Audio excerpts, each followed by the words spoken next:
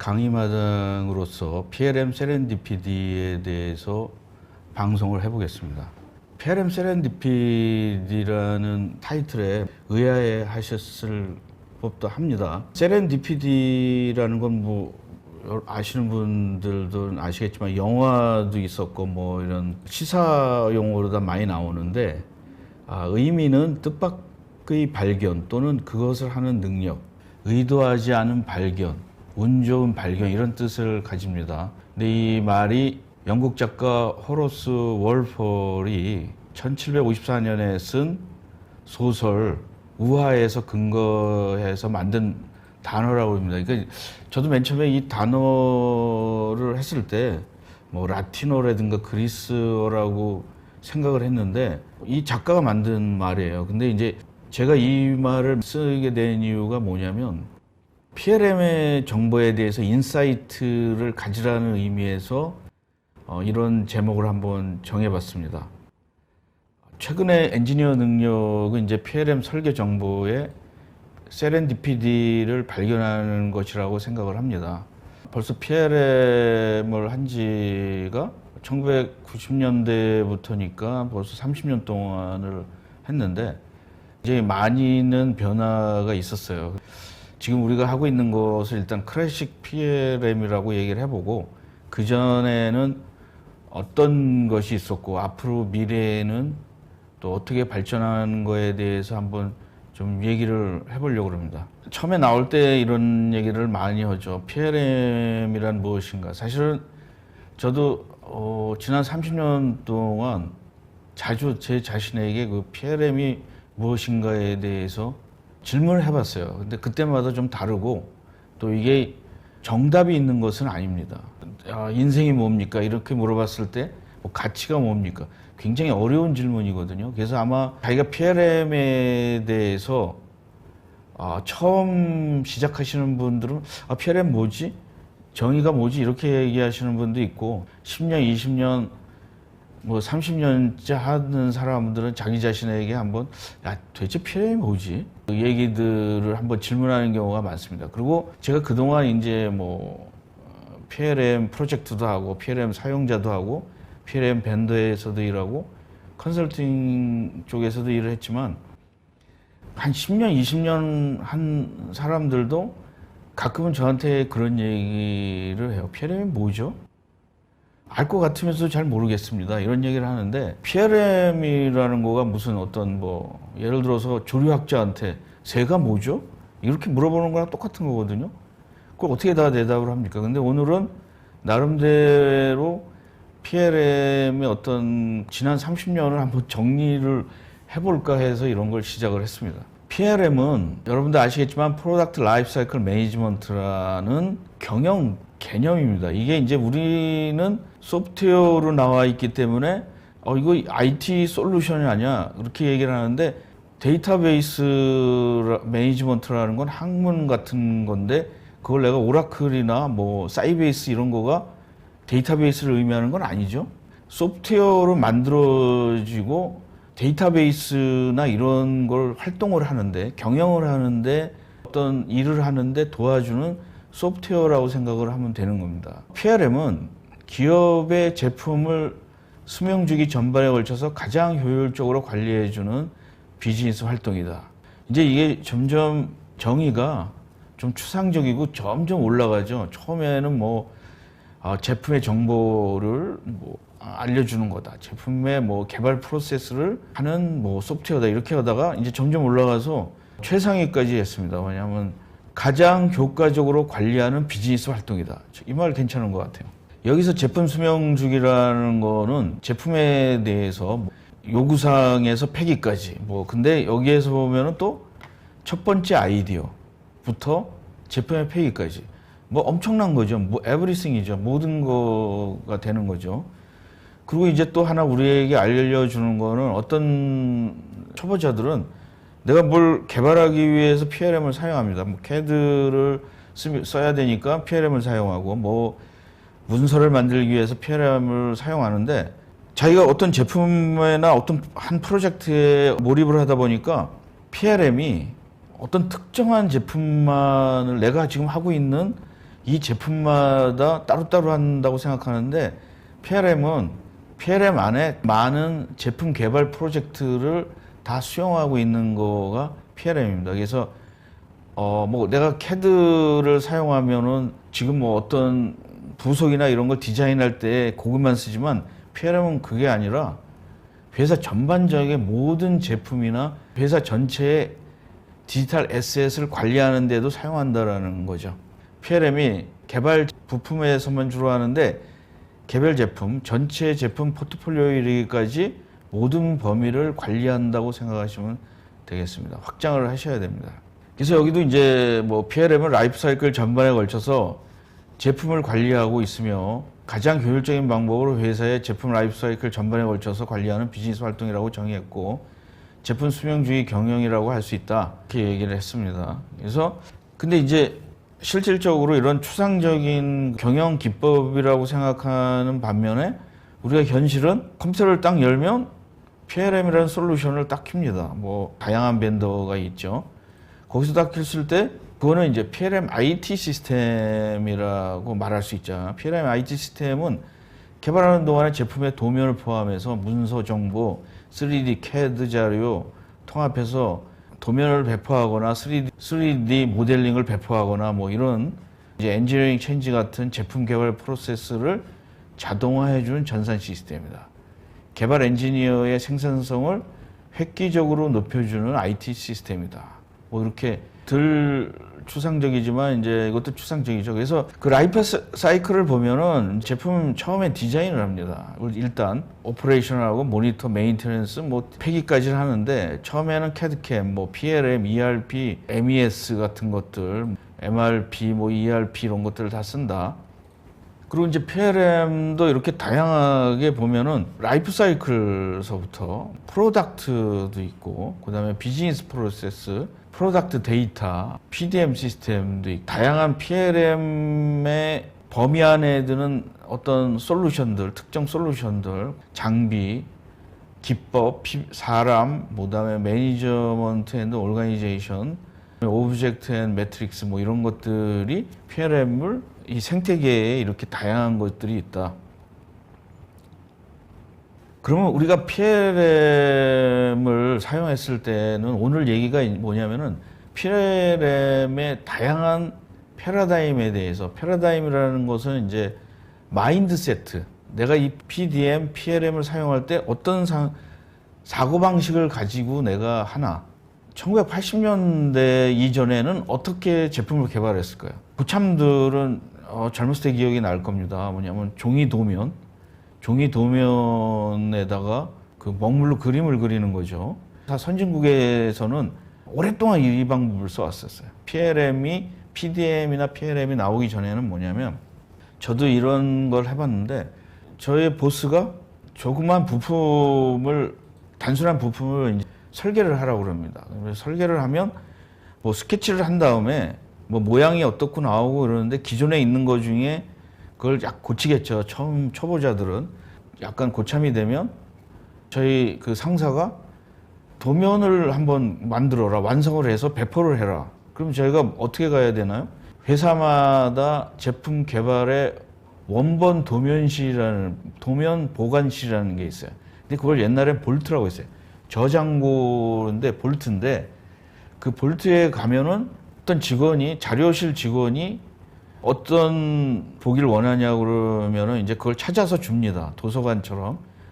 아마 여러분들 중에는 자기가 그 어떤 뭐 우리나라에서는 옛날 문서들, 원적 뭐 이런 것들을 보러 가면은 그런데 가서 사인을 하고 갖고 오는 거죠. 그 도면을 체크아웃을 해야 합니다. 그러면 그 볼트 보관실 안에는 어떤 온도도 일정하게 하고 뭐 굉장히 잘 돼 있어요. 그걸 이제 하면 거기 가면은 이제 뭐 오래된 회사 같은 데는 100년 전의 도면도 있어요. 그래서 그런 도면을 하나 가져와서 그거 잊어버리면 안 됩니다. 그 도면을 딱 가져와 가지고 일단은 그걸 복사를 해요. 주위에 있는 부분. 내가 한 부분을 남겨놓고 다시 리턴을 하든지 아니면 내 도면을 가지고 다 사용할 때까지 내가 갖고 있든지 그래서 내가 거기에다가 내가 새로 그려놓고 새로운 종이에다가 그려놓습니다. 그래서 그걸 그려놓은 다음에 이 그림이 상사한테 보여주고 이게 확정이 되면 어느 정도 완전 확정은 아니지만 어느 정도 확정이 되면 그 도면을 들고 보관실에 가서 체크인을 합니다. 그러면 내 맘대로 내가 그린 도면이지만 내 맘대로 그거를 고칠 수가 없습니다. 그 이상. 일단 제출하면 끝이에요. 내가 제출하면 더 이상 내 개인 소유가 아니라 회사 소유가 되는 겁니다. 이거는 그대로 PDM이나 PLM에서도 현재 똑같이 사용하고 있습니다. 그래서 옛날에는 이렇게 많은 사람들이 지금 생각하면 말도 안 되지만 1960년대, 70년대에는 컴퓨터가 없었어요. 다 종이에다가 그냥 이걸 가지고 종이 도면에다가 그걸 가지고 다니는 거죠. 그리고 이거를 막 하고 원본 도면실에다 보관하는 거는 오래 하기 때문에 그 트레이싱 페이퍼나 아주 두꺼운 플라스틱 같은 그 종이에다가 플라스틱 같은 데에다 그려가지고 보관을 했죠. 위에 있는 요 그림이 이제 항공기 앞에 부분인데 이렇게 그렸죠. 그 다음에 이제 CAD가 나온 거예요. CAD가 나오면서 3D 나오면서 이제 모든 게 다 많이 바뀌었죠. 오늘 얘기하려는 거는 뭐냐면은 그 전에 패러다임이 있고 각 PDM 전에 패러다임이 있고 PDM 때의 설계 패러다임이 있고 PLM 때가 있고 또 앞으로의 다른 넥스트 디지털 PLM이라고 하자면은 그 패러다임이 다르다는 거죠. 그 패러다임이 다른데 옛날 패러다임으로 새로운 솔루션 했으면 어떻게 되겠습니까? 소용이 없는 거죠, 효과가. CAD나 PDM 솔루션을 쓰는데 옛날 패러다임을 사용한다 그러면 새로운 솔루션을 사용하는 효과가 급감하거나 반감하거나 소용이 전혀 없다라는 거가 되는 거죠. 근데 PDM이라는 거가 시작이 1990년대 초에 PDM이 시작했는데 갑자기 PDM이 나온 건 아닙니다. 그 전에도 PMI, EDM, PDM, 이거는 프로덕트 데이터 매니지먼트, 지금의 PDM이 아니라 아주 원시 PDM이죠. 이런 것들이 다 합쳐져 가지고 PDM이라는 거가 됐죠. 그래서 PDM은 이런 형태로 해서 물결이 이렇게 다 가지고 합해서 3D 모델, 디지털 마크업, ERP에서 형상 관리, 이런 것들이 해서 이제 PDM이 됐고, 이제는 2000년대 초에는 2001년인가는 PLM이 됐습니다. 그래서 지금 여러분들이 우리가 사용하고 있는 PLM은 이 강의에서는 클래시컬 PLM이라고 부르겠습니다. 하나가 나오면 모든 것이 다 바꾸는 게 아니라 이런 식으로 사선으로 해서 2D 드래프팅, 이거가 이제 점점 해가지고 리딩 기업은 이걸 먼저 사용하겠죠. 그리고 어떤 기업은 덜 필요한 데는 나중에 사용하겠죠. 이런 식으로 서로 공존한다라는 거죠. 그래서 지금 2001년 때부터 시작해서 2010년까지 PLM은 Technology for Strategy, 새로운 디지털 PLM이 서서히 나타나기 시작했어요. 나타나기 시작했는데 이거는 Technology for the Digital Transformation, PLM의 어떤 디지털 트랜스포메이션이 온 것이 아닐까. 진화는 일상이다. 우리가 그거를 마인드세트가 바뀌어서 확 받아들일 때뿐이지, 받아들여서 온 거지, 그전에는 어느 때인 거는 저 젊은 시절에도 어떤 사장이나 이런 사람, 미국에서 사장이나 이런 사람들은 모바일 폰을 썼어요. 그게 한 2천만 원 정도 했었는데 쓰는 사람은 있었어요. 이게 시장에 많이 넓게 퍼지지 않았을 뿐이지. PLM이라는 거가 옛날에는 부품 수가 많고 복잡하고 이러는 항공기 같은 거를 썼는데 이제 PLM은 모든 데가 PLM 씁니다. 파이낸셜에서부터 모르죠. 나중에는 이게 PLM이 굉장히 싸지면 샌드위치 만들 때도 PLM을 사용할 수 있겠죠.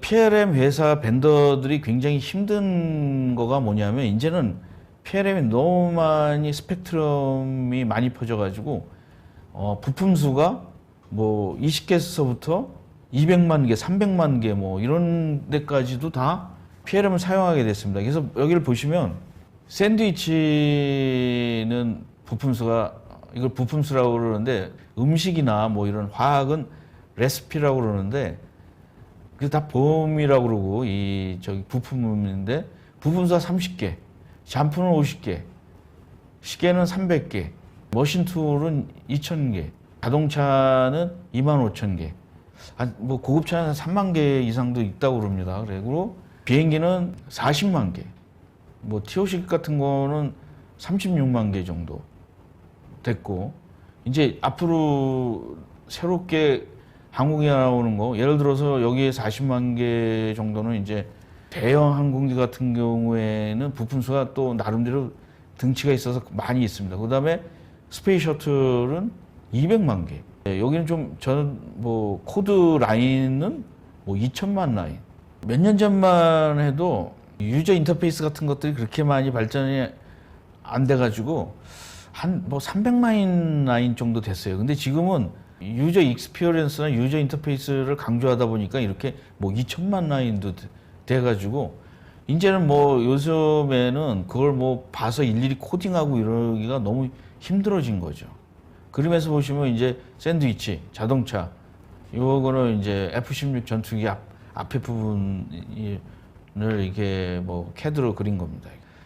그 다음에 그러면은 우리가 처음에 좀 초심으로 돌아가서 PDM이라는 거가 나왔을 때 제가 말씀드렸지만 내가 도면을 그릴 때 그 도면을 찾아가지고 그리고 그거를 갖다 거기에다가 이런 폴더에다가 종이 폴더에다가 그 계산치 뭐 스케치 이런 걸 이렇게 첨부를 해가지고 줬어요. 그럼 그걸 이제 갖고서 뜯어보고 뭐 그 안에 있는 것들 여러분들 뭐 지금도 작은 폴더 종이 폴더에다가 관리하시는 분들 있잖아요. 자기 뭐 일상이나 이런 것들 프로세스가 바뀌기 시작한 거예요. 이제 PDM이라는 거가 하면서 여기 보시면은 이제 이게 라이프 사이클이에요.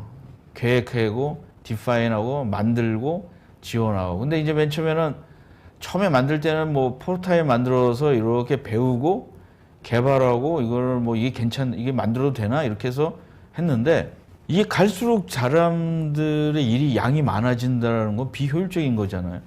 요 면적이 사람들이 일해야 하는 양입니다. 그러니까 어떻게 하다 보니까 사람들이 자꾸 여러 번 하면은 그 요령이 생기잖아요. 그래서 야, 일을 줄여보자. 맨 처음에 일을 많이 하고 나중에 적게 하는 게 괜찮더라. 맨 처음에 아이디어를 많이 갖고 처음에 한두 개 갖고 나중에 막 이거 가지고 다시 하고 이러는 것보다 그래서 이런 그 모양이 이런 식이 더 좋다. 이렇게 해가지고 이제 PLM의 그런 형태를 간 거죠. 보니까 이게 영원한 숙제인데 요 앞단에 일하는 사람이랑 엔지니어를 리퀘어먼트 하는 사람들이나 마케팅 하는 사람들, 앞에 부분 하는 사람들, 컨셉 하는 사람, 그 다음에 엔지니어링 하는 사람들, 그 다음에 매니팩처링 하는 사람들, 지원하는 사람들, 간격이 있다라는 거죠. 보이지 않는 간격. 툴도 다르고, 지금도 뭐 엄청나게 이런 것들이 많이 나고 있습니다. 뭐, 그 마케팅 하는 사람은 마케팅 툴이 있고, 코스트 계산하는 사람은 코스트 툴이 있고, 엔지니어링 하는 사람은 엔지니어링 툴이 있고, 생산하는 사람은 생산하는 사람 툴이 있습니다. 근데 이런 것들을 많이 하기 위해서 외국에서는 PLM이라는 걸 도입을 해서 굉장히 많이 시간도 줄이고 옛날에는 자동차를 뭐 5년 정도 개발했는데 3년 요즘에는 새로운 자동차를 1년 안에 개발하지 않으면 경쟁성이 떨어진다고 합니다.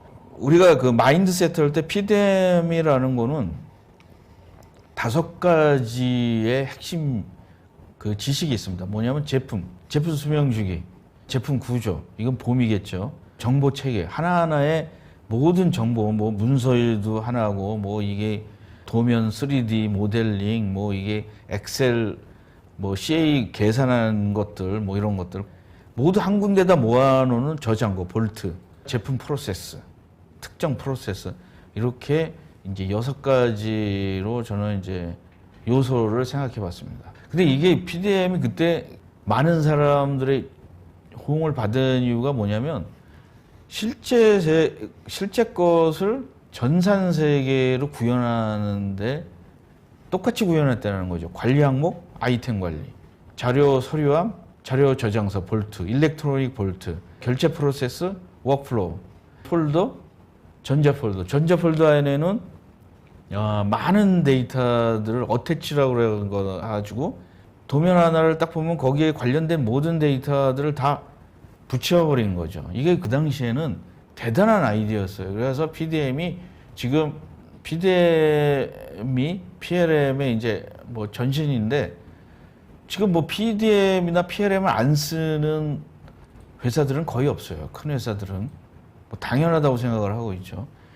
프로덕트 데이터가 옛날엔 드로잉에 뭐 이렇게 됐는데 3D 모델링도 어태치를 할 수 있는 거예요. 일렉트로닉으로 하면 테스트 데이터를 엑셀 형태로도 가져갈 수 있고 여기 스프레드시트 있지만 테스트 데이터를 그림 같은 거라든가 텍스트로 가져갈 수 있고 뭐 리포트도 이런 거를 뭐 워드 포맷으로 갖고 갈 수 있고 이렇게 갖고 갈 수 있는 것들을 하나로 구조화돼서 가져갈 수 있다라는 거죠. 이것도 상당히 그다음에 이제 워크플로우 뭐 이런 것들은 오늘 이제 시간상 많이 얘기를 하지 않겠습니다. 그래서 데이터도 이렇게 이제 내가 보관소에 가서 자꾸 뭐 이런 체크인하고 뭐 이런 것들을 자동으로 이제 전산을 한 거예요. 일일이 다른 건물에 가가지고서 자꾸 그거를 갖다 주기 위해서 다시 또 그 건물을 찾고 이런 일은 없는 거죠. 다 전산으로 네트워크로 다 연결이 돼서 한 거죠. 그런데 이제 또 하나의 PDM이나 PLM 지금까지도 지속되는데 커다란 패러다임 하나가 뭐냐면 한 군데에다가 모아놔서 서로 다른 데이터를 가지고 뭐 이쪽은 새로 오늘 데이터인데 다른 부서는 2일 전 데이터 더 저 멀리 있는 부서는 뭐 한 달 전 데이터 이렇게 갖지 않는다라는 거죠. 그래서 자료를 하나로다가 한다라는 거가 이걸 갖다가 싱글 소스 오브 프로덕트 데이터라는 그 패러다임이죠. 이 모든 거가 패러다임인 거죠. 그래서 이런 것들로 인해서 급속하게 PDM, PLM이 많이 퍼졌죠. 클래식 PLM은 뭐냐면은 지금까지 모두가 다 클래식 PLM을 얘기하기 위해서 이렇게 많이 설명을 한 겁니다. 클래식 PLM은 PDM의 핵심 기능. 여러분들도 한번 이제 새롭게 뭐 PLM부터 시작하신 분들은 이걸 처음 보는 분도 있기 때문에 개발 문서 관리, 제품 구조 관리, 보험 관리, 그러니까 부품 정보 관리, 부품의 표준 부품이나 이런 거, 프로세스 관리, 엔지니어링 체인지나 뭐 이런 도면 릴리즈 그런 것들, 변경 관리, 형상 관리. 형상 관리를 하는 데도 있고 안 하는 데도 있는데 형상 관리 굉장히 중요합니다. 기술 지원 관리, 뭐 프린트, 인터그레이션, 인터페이스. 이거가 PDM 코어의 기능으로 다 지금도 있어요. 지금도 PLM이라고 이제 2000년대에 확장되면서 다양한 그 새로운 프로세스나 이런 게 생겼어요. PLM 프로세스가. 그거를 제가 이제 정리를 해보니까 설계 검증, 디지털 모캅이나 디지털 밸리데이션, 리퀘어먼트 매니지먼트, 프로젝트 매니지먼트, 뭐 소싱, 포트폴리오 매니지먼트, 컨피규레이터. 이것도 한때 이제 제품 사양이 다양해지면서 제품의 컨피규레이터도 중요한 요소가 됐습니다. 그다음에 디지털 매니팩처링, MRO 같은 서비스 엔지니어링, 콜래보레이션, 뭐 비주얼라이제이션. 자기 회사 중에 더 중요한 것들을 더 강화한 것도 있어요. 모든 거 이걸 다 한다 그러면은 거대해지고 그것들 다 하는 걸 뭐 엔터프라이즈 PLM이라고 얘기도 하고 그랬습니다. 그래서 PLM은 이렇게 아까 말한 대로 이렇게 다양한 거 많이 나와 있는데 비슷비슷합니다. 그리고 이름만 달랐지 모든 벤더들이 결국은 이런 기능들을 팔기 시작했어요. 어떤 문제가 보이는 게 있어요. 그리고 문제가 안 보이는 게 있어요. 또 문제가 풀어야 되는 게 있고 문제를 피해야 되는 거가 있습니다. 해결해야 되는 거고 그걸 하면 안 되는 게 있고 공간을 4개로 나눠서 여기 1공간, 2공간, 3공간, 4공간으로 이제 얘기해서 설명을 드릴 건데 PDM이라는 거는 눈에 보이는 문제를 푸는 거예요. 도면을 갖다가 한 달 안에 내가 릴리즈를 해야 되는데 이거를 어떤 식으로 해야 될 것인가. 이게 PDM이나 뭐 이런 겁니다. 어떤 제품을 보통 엔지니어들이나 공장에서 하는 사람들은 보이는 문제를 푸는 거죠. 클래시컬 PLM, 오늘 아까까지 말한 대로 PDM과 PLM은 여러분들이 이제 굉장히 익숙한 거고 그 다음에 조금 더 많이 나온 게 커넥티드 PLM과 스마트 PLM. 이건 제가 이거는 많이 유행하지는 않았어요. 그냥 PLM 안에 포함되어 있는데 커넥티드 PLM은 뭐냐면 추후에 설명을 좀 더 자세히 드리겠는데 연결을 많이 시키는 거죠. 그 다양한 솔루션과 연결을 많이 시키는 거고 스마트 PLM은 굉장히 어려운 환경에서의 제품 개발에 좀 특화된 거죠. 그래서 스마트 PLM은 시스템 엔지니어링이나 뭐 어떤 이노베이션 프로세스 같은 것들을 해서 조금 정교하게 하는 거고, 커넥티드 PLM은 그렇게 정교하진 않지만 다양한 솔루션들이나 코스트나 뭐 이런 것들을 그래서 이렇게 양쪽으로 발전하고, 지금 이제 디지털 PLM이라는 거가 요새 이제 클래식 PDM에서 디지털 PLM으로 이제 넘어가는 거 있고, 미래에는 AI를 이용한 PLM이 나오겠죠. 아직 뭐 이제 태동 단계인데, 그래서 저는 오늘 설명하는 게 뭐냐면 이 반쪽이 PLM 세렌디피티, 보여야 되는데 안 보이는 문제들, 안 보이는데 풀어야 되는 문제들, 알지도 못하고 내 피해야 되는 것들, 이런 문제들에 대해서 조금 하는 것이 PLM 세렌디피티라고 얘기를 지어봤습니다. 자, 그 다음에 커넥트 PLM에서 뭐냐면, 나 PLM을 쓰면서 보니까 연결해야 될 데이터가 있는데 쉽지가 않은 거예요. 예를 들어서 CAD 데이터는 일단 많이 연결이 됐어요. 초창기에는 연결이 잘 안 돼가지고 굉장히 문제가 많았었어요. CAD는 많이 노력을 해가지고 연결이 됐는데, CA 같은 것들, 포트폴리오 같은 것들. 그래서 이제 뭐 어떤 회사들은 뭐 포트폴리오나 프로젝트 이런 걸 갖다가 PLM에다가 연결하려고 무진했었어요. 근데 이제 그 벤더들도 이런 노력을 했었어요. 커넥티드 PLM을 하려고 노력을 많이 했었어요. 근데 이제 그게 쉽지가 않아서 그 제품 자체가 뭐 어떤 솔루션을 사가지고, 기존에 있는 솔루션을 사가지고 그 기존에 있는 커널이랑 붙이려 보니까 힘들었어요. 이게 쉬운 작업은 아닌 것 같더라고요. 커넥티드 PLM의 그 다음 인터그레이션이나 이런 걸 했는데 더 복잡해진 거예요, 이제. 왜냐면 외국 같은 경우에는 오픈 PDM이라는 개념도 생기고 그래가지고, PLM에 저는 이제 7가지 티어를 생각해 왔습니다. 도메인, 전문 분야, 뭐 이게 PLM과 시스템 엔지니어링과 뭐 해보는 거. 도메인은 뭐 CA와 PLM과 해보는 거. 도메인이나 전문 분야가 다르기 때문에 어려웠어요, 이게. 그래서 이런 거를 하는 특화된 회사도 있고, 시스템과 시스템, 벤더와 벤더 차이. 벤더도 작은 벤더, 뭐 예를 들어서 CAD 시스템이 다른 거, 벤더 안에서도 CAD 시스템 2가지를 가져가는 게 있지 않습니까? 뭐 솔리드웍스도 있고, 뭐 솔리드 엣지도 있고, 어떤 회사에서는 뭐 카티아도 있고, 뭐 거기에 솔리드웍스를 같이 한다든가, 이런 것들을 어떤 경우에는 그거를 뭐 드물지만 연결해야 되는 경우가 생길 때 굉장히 힘들어지는 거죠. 밴드, 그 다음에 장소. 이것도 이제 인터넷이 지금은 많이 보급이 돼서 그랬는데, 한 10년 전만 해도 설계는 한국에서 오고, 뭐 생산은 뭐 다른 나라에서 오고, 디자인은 뭐 영국에서 하고, 이런 걸 다 하려면은 이게 굉장히 다릅니다. 그 영국에 있는 회사는 지멘스, 옛날에는 뭐 어떤 데는 컴퓨터 비전이라는 데를 쓰는 데도 있고, 근데 PDM은 뭐 다른 걸 쓰고 들어가지고 이제 뭐 이런 서비스 이런 것들이 됐습니다. 다 설명은 안 드리고, 첫 번째 영역의 도메인 간의 연결이다. 기업의 PLM을 도입하면서 기업이 다른 분야의 협업이 필요하게 됐다. 그래서 기업이 영역을 크게 연구 개발, 설계, 운영, 뭐 매니팩처링, 서비스, 이런 거가 도메인이라고 제가 이제 얘기를 했는데, 이것도 간단한 게 아니에요. R&D와 엔지니어링과 합계해서 만드는 거. 자기들이 원하는 툴을 썼는데 통일해. 뭐 우리나라는 그게 위에서 야, 니네들 뭐 이런 솔루션을 통일해 이러는데, 사실 그것은 아주 좋은 방법은 아닙니다. 통일이라는 거가 사용자 측면에서는 아주 무시해버리는 거거든요. 둘째 디스플레이는 뭐 이제 CAD, CAM, CA, 테스트, 이런 것들, 뭐 시스템 엔지니어링 이런 것들을 커넥션 한다는 거.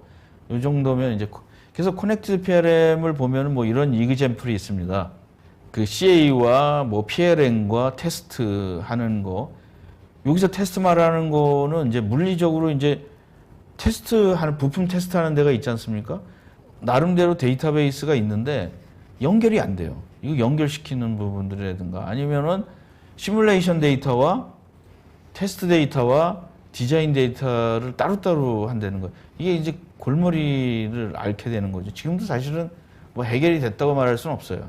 다양한 이게 다 이제 크게는 PLM 분야인데 이것들을 연결하는 것들이 커넥티드 PLM이고 이걸 어느 정도 균형 잡게 하는 거가 엔터프라이즈 PLM이 되겠죠. 그래서 커넥티드 PLM. 그래서 이제 제가 한번 소개를 했었는데 뭐 어떤 회사에 프로스텝이라는 회사가 오픈 PDM이라는 인터페이스를 가지고 이건 API를 가지고 연결을 시키는 거예요. 이게 뭐냐면 자바스크립트를 가지고 했는데 이건 나름대로도 불편해요. 데이터베이스고 뭐고 이게 코딩하거나 이거 디자인하는 사람들이 굉장히 깊은 지식이 있어야 돼요. 복잡하다라는 거죠. 그래서 좀 미래에는 디지털 스레드를 가지고 커넥티드 PLM을 연결시키면 어떨까 하고 제 나름대로 생각을 해봅니다. 디지털 스레드가 굉장히 대중화된다면 이걸 한 방에 커넥티드 PLM을 뭐 스마트 앤 커넥티드 PLM으로도 한 방에 연결할 수 있지 않을까. 그래서 디지털 스레드 API에 대해서 저는 관심이 많고 이걸 통해서 MCAD, ECAD, CAX, 소프트웨어 개발 있지 않습니까? 소프트웨어 컨피규레이션 매니지먼트 부분, 요구사항, 매니팩처링, 로지스틱, 인더스트리얼 4.0, 스마트 팩토리 이런 것들을 연결되는 거가 디지털 스레드 API가 아닐까. 좀 그렇게 한번 저는 생각을 해보고 있습니다. 그 다음에 아까 말씀드린 스마트 PLM이 뭘까요? 스마트 PLM은 제가 아까 제품 수나 프로세스의 복잡성 이런 것들에 대해서 약간 얘기를 했는데 PLM은 TV 만드는 회사의 PLM의 부품수 관리랑 복잡성이랑 또 자동차 만드는 회사랑 항공기 만드는 회사랑 우주선 만드는 회사랑 다 다릅니다. 그거에 맞게 특화된 나름대로 프로세스 이노베이션을 도입한 거가 저는 스마트 PLM이라고 했습니다. 그래서 스마트 PLM은 약간 좀 복잡한 걸 해결하기 위해서 제가 단순하게 부품이 몇 개 안 되고 그 양은 많은데 예를 들어 제품 수가 많은데 부품 수가 작은 것들 이런 거는 엔터프라이즈 커넥티드 PLM 쪽이 더 나은 것 같고 둘 다 자기 회사에게 맞게 좀 특화된 PLM을 스마트 PLM이나 커넥티드 PLM이라고 저는 주장을 하고 있습니다. 이것들의 이제 연결고리들이 뭐냐면 디지털 PLM인데 스마트 PLM에 대해서 조금 더 얘기를 하면 뭐 동시공학을 한다든가 뭐 프로젝트 매니지먼트나 시스템 엔지니어를 도입해서 어려운 그 회사 전체의 프로세스를 해결한다든가 이런 거는 이제 스마트 PLM이라고 저는 생각이 됩니다. 그래서 코스트가 굉장히 문제가 된다든가 왜냐하면 시스템 엔지니어 같은 경우는 뭐냐면 개발 초창기에 그 70%와 PDR 전에 85%의 가격이 정해져요. 이건 굉장히 보통 PDM으로 하면 망할 수 있습니다. 그래서 이런 거는 스마트 PDM이라는 거로 해서 프로세스가 아주 특화된 그런 PDM을 사용해야 되기 때문에 제가 스마트 PLM이라고 얘기를 했습니다.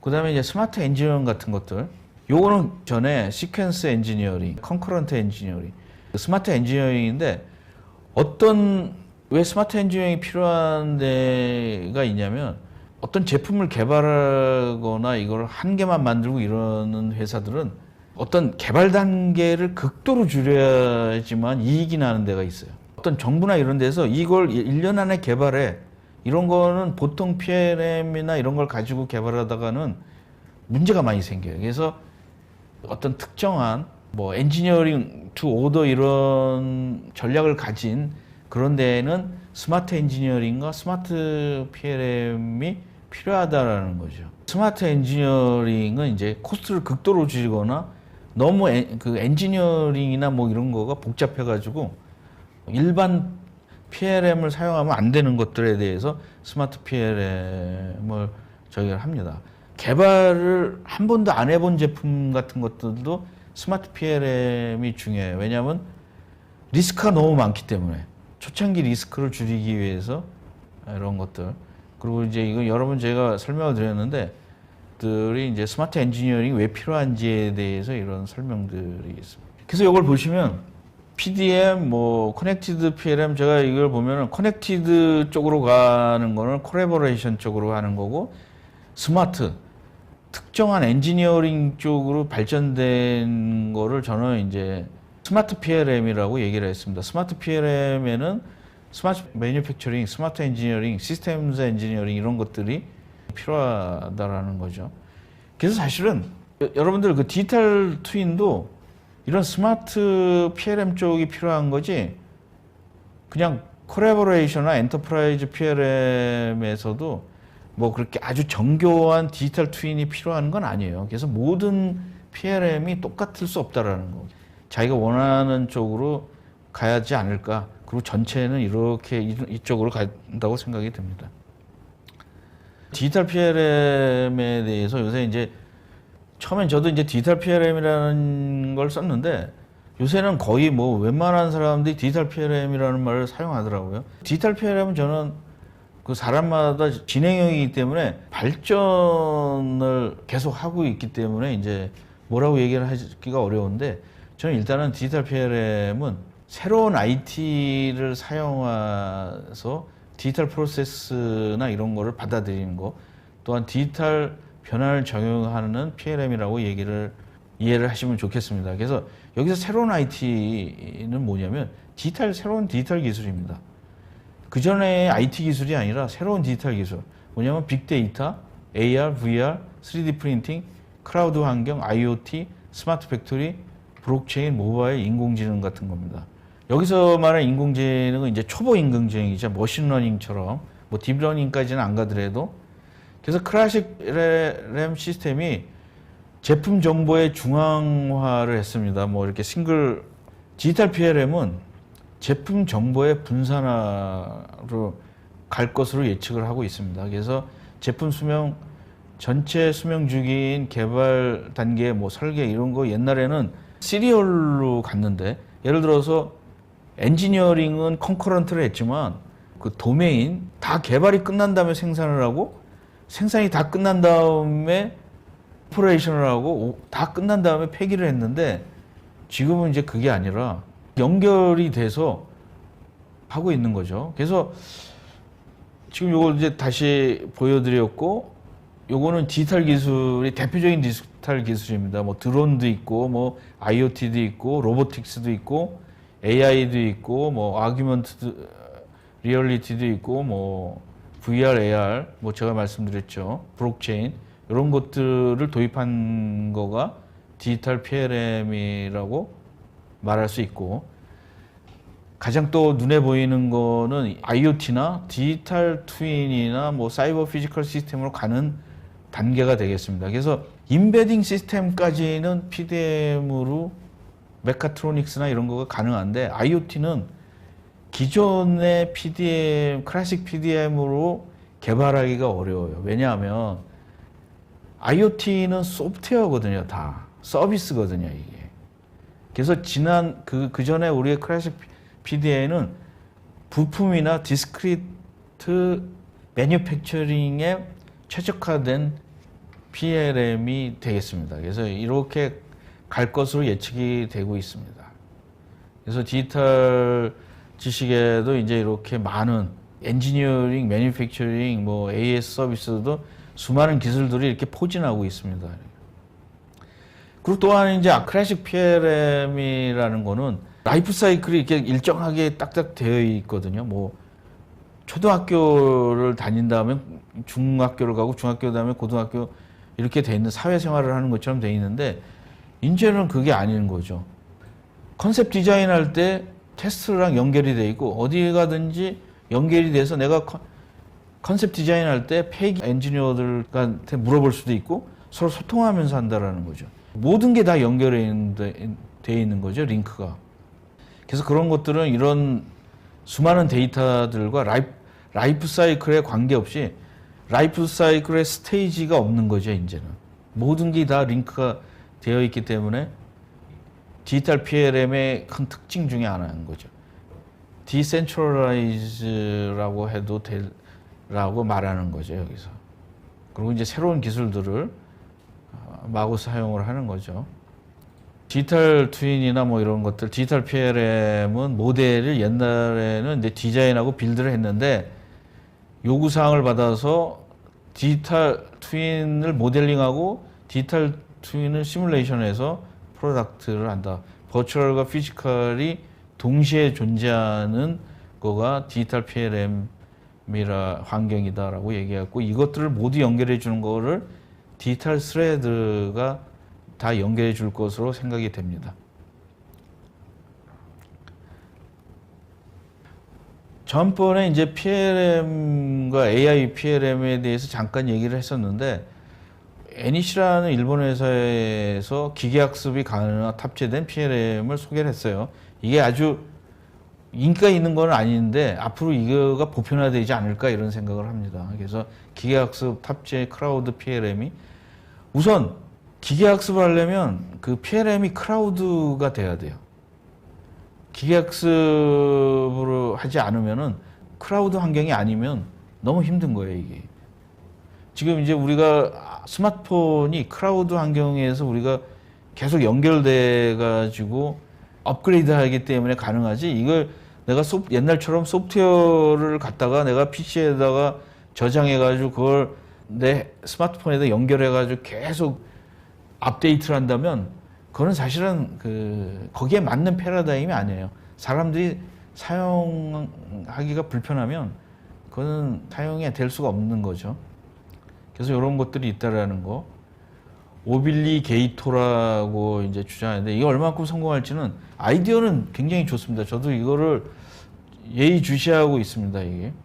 그 다음에 이제 이노베이션이 필요하다. 디지털 트윈도 이런 라이프 사이클을 가지고 있다. 이런 것들에 대해서는 제가 이제 문제가 있고, 이 말하는 거가 PDM이나 PLM의 클래식 PDM까지의 패러다임입니다.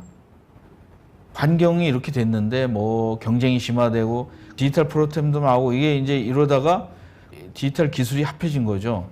패러다임이 있다. 그 다음에 디지털 PLM도 숙제는 있어요. 굉장히 많은 숙제들이 있어요. 이게 앞으로 해결해야 될 거. 지금 이제 막 시작인데 디지털 데이터와 디지털 프로세스, 디지털 트윈 이거 어떻게 할 건가. 지금 현재 사용하고 있고 밴드에서 팔고 있지만 앞으로 가려고 하는 데가 디지털 PLM입니다. 근데 대부분의 지금 사용하고 있는 거는 시장이 그렇게 움직이지 쉽지 않으니까 대부분의 시장은 클래시컬 PDM을 지금 사용하고 있는 거죠.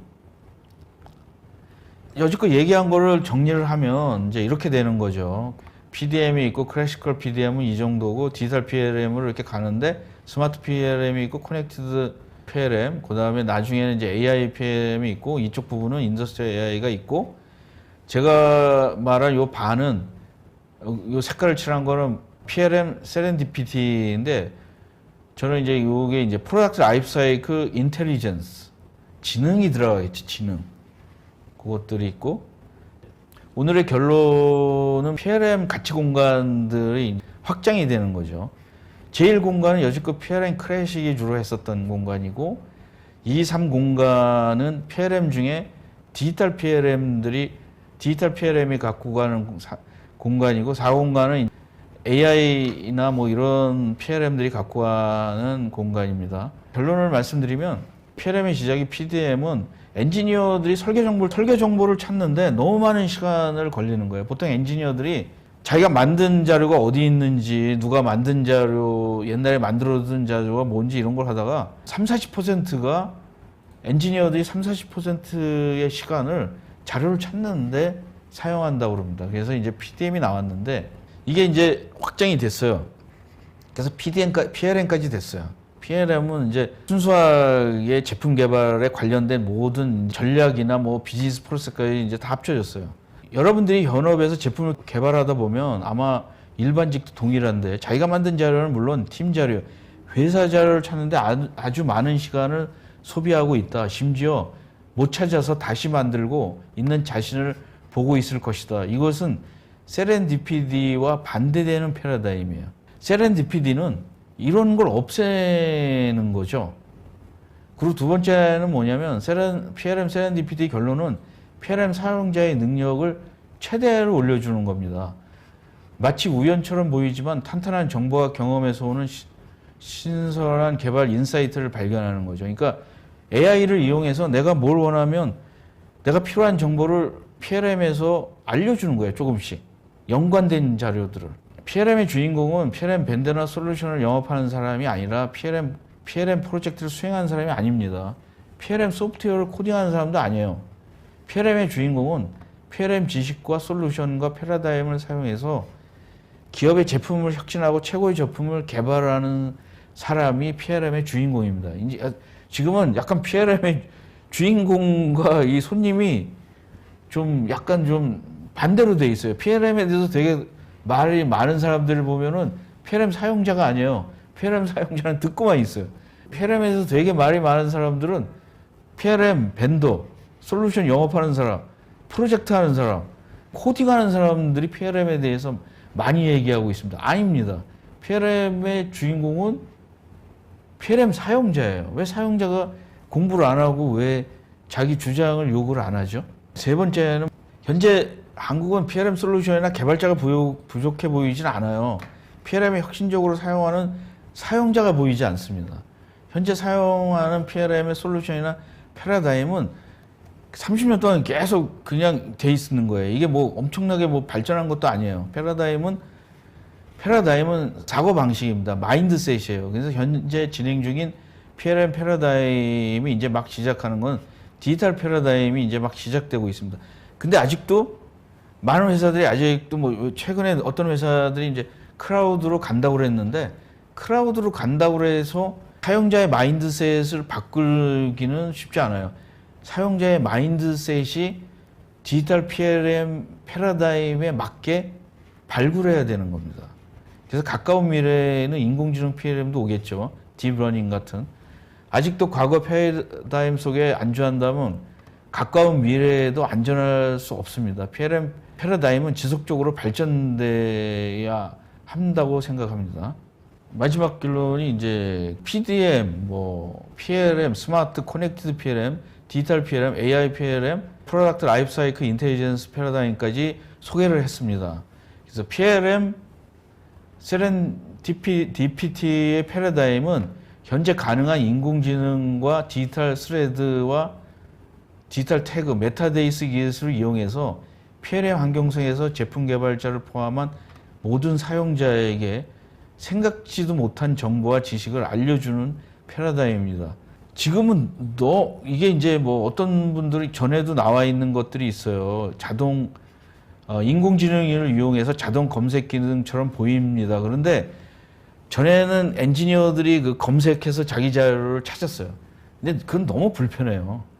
내가 뭘 하는데 그 일일이 검색을 해서 찾는 거는 굉장한 노하우가 있는 사람 아니면은 찾을 수가 없어요. 디지털 기술이 요새 너무 발전해가지고 너무 많은 정보가 많이 와요. PLM 사용자들이 뭐 빅데이터에서 오고 뭐 3D 프린터 데이터도 만들어야 되고 PLM 세렌디피티 패러다임은 뭐냐면 PLM 환경 안에서 소프트웨어가 나에게 내가 필요한 거, 내가 이렇게 일하는 그 패턴을 인식을 해가지고 나에게 필터링을 해주고 나에게 좀 알맞은 데이터를 필터링해서 나에게 필요할 때 알려주는 그런 환경이 PLM 세렌디피티입니다. 이게가 저는 빨리 필요하다고 생각을 합니다. 옛날처럼 정보가 부족해서가 문제가 아니라 정보가 너무 많고 그 제한된 시간에 필요한 정보를 얻기가 더 어려워졌어요. 그래서 PLM 세렌디피티에 대해서 여러 많은 투자를 해야 될 것으로 생각이 됩니다. 그래서 어떤 사람은 다르게도 사용을 하고 있는데 저는 이런 PLM 세렌디피티가 프로덕트 라이프 사이클 인텔리전스, 제품 수명 주기 지능, 인텔리전스를 뭐로 해야지만 다음번에는 아마 기회가 있으면은 요 부분에 대해서 2편으로 방송을 해드릴 것을 약속드리고, 오늘 이제 시간이 지나서 질문을 한두 개만 받을까요? 그래서 질문 한두 개만 받겠습니다. 또 안 받으면 제가 좀 어려워서 그런지 몰라도 이제 구체적인 질문들은 별로 많이 없으신 것 같아요. 그래서 정상무 님이 타임 투 마켓이나 라이트 마켓 제품과 향상 극대화하도록 PLM을 구축하고자 한다면 어떤 기술들이 융합해야 올바른 접근이라고 생각하시는지 궁금합니다. 여기에 뭐 타임 투 마켓이나 라이트 마켓, 이건 PDM만이 주장하는 게 아니에요. 여러분들이 ERP에 가보시면 ERP도 타임 투 마켓, 그 라이트 마켓이라고 주장합니다. 모든 그 기업에서 어떤 솔루션이 그 목표가 타임 투 마켓이랑 라이트 마켓이에요. 근데 이게 사실은 웃기는 거예요. 이게 너무 추상적이에요. 내가 엔지니어가 어떤 개발을 하는데 너무 정보가 많아가지고 지체를 했어요. 그것도 타임 투 마켓에 그 해당이 되는 거고, 그 엔지니어가 자기 자료만 막 해가지고 이게 시장에서 이게 제품이 부서에서 계속 나에게 설득을 해서 그 엔지니어들에게 진짜 설득을 해가지고, 야, 이런 제품은 안 팔려, 이런 제품이 잘 팔려, 이걸 계속 엔지니어들한테 교육을 시켜주고 설명을 해줘야지 라이트 투 마켓이 되는 거지. PLM 솔루션은 지금 하고 있는, 여러분들이 갖고 있는 그 PLM은 데이터베이스예요. 오브젝트 오리엔티드 데이터베이스예요.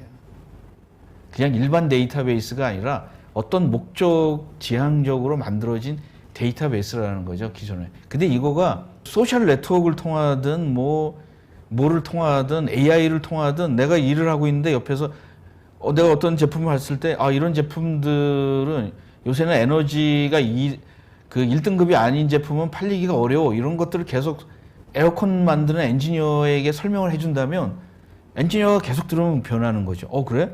요새 4등급은 안 되겠네, 이거. 4등급 전자제품을 만들어봤자 시장에서 안 팔립니다, 이게.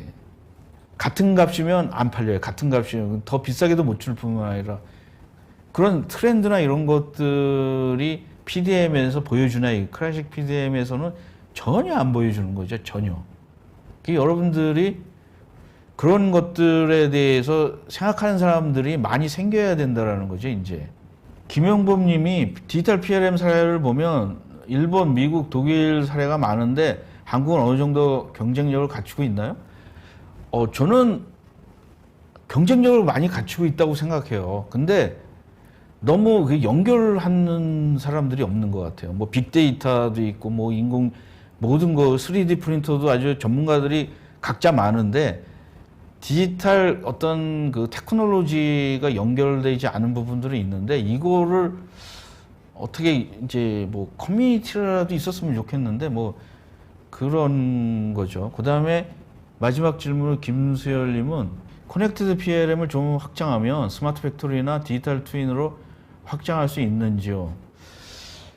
뭐 없다고 말할 수는 없어요. 근데 이제 여기 커넥티드라는 거가 깊이 들어가면 사실은 뭐 스마트 팩토리나 디지털 트윈과도 연결하는 거니까, 무조건 연결하는 거니까, 예, 확장할 수 있습니다. 예. 김옥헌 님이 PLM의 비로 프로세스를 먼저 개발하고 있습니다. MES에서는 조금 뒤에 개발할 예정입니다. MES를 감안해서 비로 프로세스 개발 시 고려할 사항이 몇 가지 있는지 말씀드립니다. 그래서 사실은 이건 맞는 거예요. PLM에서 비로 프로세스를 만들어야 돼요.